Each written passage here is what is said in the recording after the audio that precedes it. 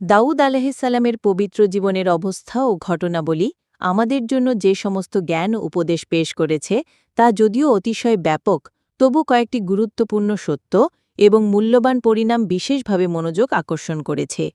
আল্লাহ তাআলা যখন কাউকে উচ্চ মর্যাদার অধিকারী করেন এবং তার ব্যক্তিত্বকে বিশেষ মর্যাদায় সম্মানিত করতে ইচ্ছে করেন, যখন তার স্বভাবজাত যোগ্যতাসমূহকে বাল্যকাল থেকেই দীপ্তিমান করে তুলতে থাকেন এবং তার ললাট দীপ্তিমান নক্ষত্রের ন্যায় উজ্জ্বল পরিদৃষ্ট হতে থাকে, যেমন দাউদ আলাইহিসসালামকে যখন পায়গাম্বার এবং উচ্চ শ্রেণীর রাসূল মনোনীত করা আল্লাহ তাআলার ইচ্ছা ছিল, তখন জীবনের প্রাথমিক স্তরেই তাগুতের মতো জালিম ও কবল প্রভাবশালী রাজাকে তার হত্যা করে তার সাহস ও বীরত্ব এবং তার দৃঢ় সংকল্প ও দৃঢ়পদতার যোগ্যতাকে এমনভাবে প্রকাশ করে দিলেন যে সমগ্র বানী ইসরায়েল তাকে নিজেদের প্রিয় নেতা এবং বরেণ্য পথপ্রদর্শক রূপে মান্য করতে লাগল।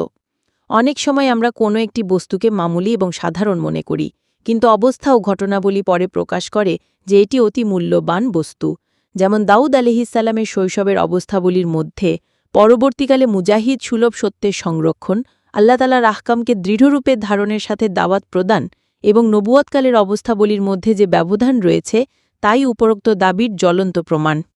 সর্বদা খালিফাতুল্লাহ, নবী ও রাসূল এবং নাফারমান ও বেইদিন বাদশাদের মধ্যে প্রভেদ দৃষ্ট হবে যে প্রথম দলের মধ্যে সর্বপ্রকার প্রতাপ প্রতিপত্তি বিদ্যমান থাকা সত্ত্বেও বিনয় ও নম্রতা এবং মানবজাতির খিদমত প্রদীপ্ত চিহ্ন দেখা যাবে, আর শেষোক্ত দলের মধ্যে অহংকার, আমিত্ব, জুলুম ও জবরদস্তির প্রাবল্য থাকবে। তারা জিন ও সমাজের সংশোধনের দায়িত্ববাদ, আল্লাহ তাআলার খিলাফত তথা ধর্মে বর্ণিত ন্যায়নীতির সংরক্ষক। এ মর্মে উসমান রাদিয়াল্লাহু আনহুর বাণী সুপ্রসিদ্ধ যে নিঃসন্দেহে আল্লাহ তাআলা ক্ষমতার অধিকারী শাসকের দ্বারা অন্যায় দমনের সেই কাজ গ্রহণ করে থাকেন যা কুরআন মজিদের দ্বারা সম্পন্ন হয় না।